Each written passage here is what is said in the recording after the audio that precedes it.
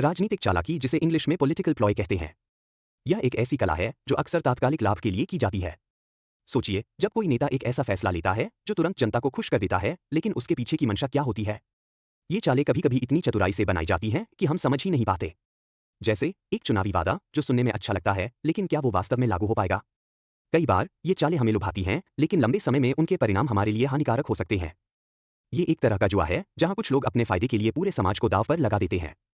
इसलिए हमें सतर्क रहना चाहिए और समझना चाहिए कि राजनीति में हर चमकती चीज सोना नहीं होती। तात्कालिक लाभ के पीछे छिपी हुई सच्चाई को पहचानना ही हमारी जिम्मेदारी है। अब हम समझते हैं कुछ उदाहरणों से कि राजनीतिक चालाकी कैसी दिख सकती है।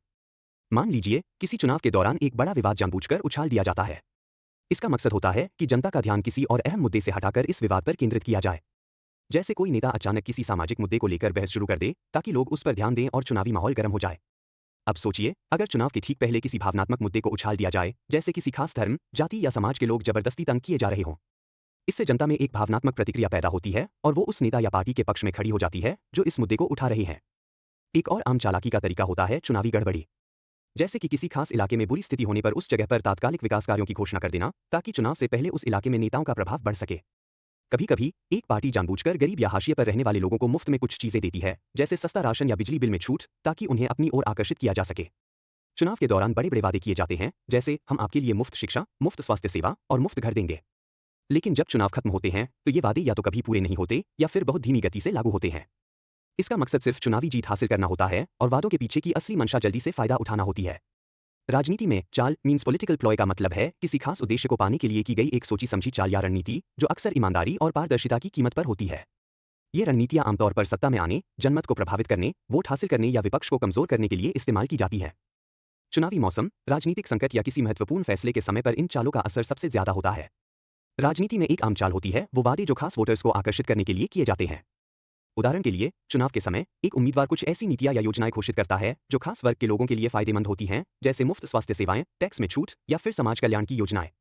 ये वादे उन लोगों के दिलों में अपनी जगह बनाते हैं जो आर्थिक या सामाजिक तंगी से जूझ रहे होते हैं। यह चाल इसलिए प्रभावी होती है क्योंकि यह जनता के असल मुद्दों और इच्छाओं से जुड़ी होती है।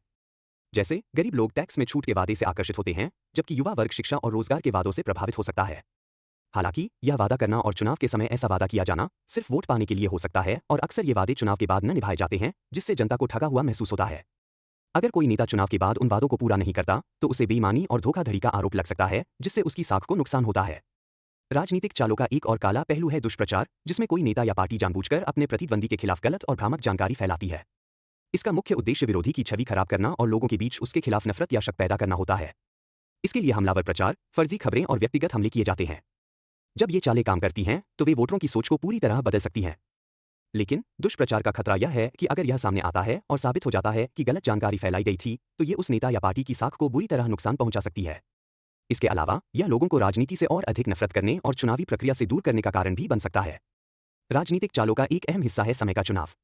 किसी भी चाल को समय के हिसाब से इस्तेमाल करना बेहद जरूरी होता है। चुनावी समय में, संकट के समय या किसी खास मुद्दे पर जब जनता की नजरें उस दिशा में होती हैं, तो नेता अपनी चालें चल सकते हैं। उदाहरण के लिए, एक नेता चुनाव से पहले अचानक कोई नई योजना या घोषणा कर सकता है ताकि वो मीडिया और जनता का ध्यान आकर्षित कर सके। इससे उसे तुरंत चुनाव में बढ़त मिल सकती है। यह रणनीति इसीलिए काम करती है क्योंकि वो जनता को यह महसूस कराता है कि उनका नेता सक्रिय है और उनके फायदे के लिए काम कर रहा है।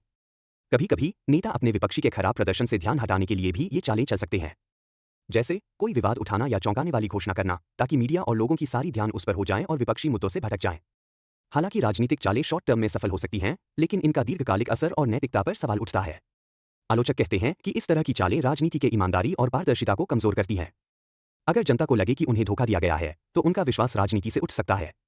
अगर किसी नेता या पार्टी ने झूठी जानकारी फैलाकर या झूठे वादे करके जनता को बेवकूफ बनाने की कोशिश की, तो यह उसे गंभीर राजनीतिक नुकसान भी पहुंचा सकता है। लोग असंतुष्ट हो सकते हैं और चुनावी प्रक्रिया में हिस्सा लेने से परहेज कर सकते हैं, जिससे लोकतंत्र कमजोर होता है। कुल मिलाकर राजनीतिक चालें दोधारी तलवार की तरह होती हैं। वे चुनाव जीतने और जनता का ध्यान आकर्षित करने में मदद कर सकती हैं, लेकिन अगर वे गलत तरीके से की जाएं, तो लंबे समय में साख को नुकसान भी पहुंचा सकती हैं। नेताओं को यह समझना चाहिए कि चुनावी जंग जीतने के लिए सच बोलना और ईमानदारी से काम करना ज्यादा जरूरी है। अगर नेताओं ने अपनी रणनीतियां पारदर्शी और नैतिक तरीके से बनाई, तो वे जनता का विश्वास भी जीत सकते हैं।